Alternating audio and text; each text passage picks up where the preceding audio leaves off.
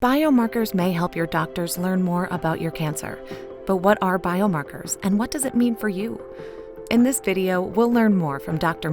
Kris, a medical oncologist from Memorial Sloan Kettering in New York City. For more information, you can also visit cancercare.org/biomarkers. Will the results affect treatment options? So after cancer has been diagnosed, the diagnosis confirmed, the next step is to look for what's the site of origin of the cancer. And that very often can be determined by where the cancer appears in the body, and also by the appearance under the microscope.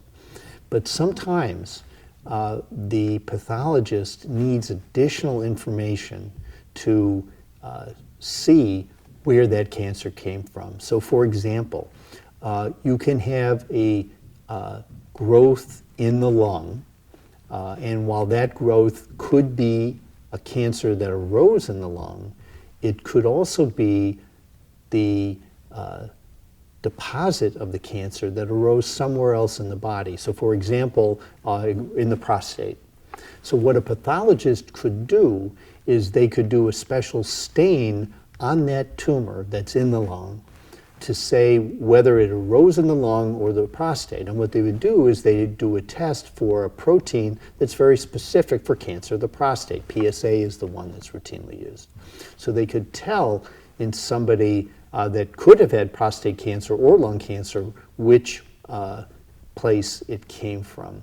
So biomarker testing can be helpful, not so much in the diagnosis, but helping the pathologist and your healthcare team figure out the site of cancer. The big use of the biomarkers, however, is to find characteristics of the cancer. Once you know it's cancer, once you know the site of origin, the characteristics that will help you decide the best treatment. What can a biomarker test tell you about treatment options, and how personalized will that be?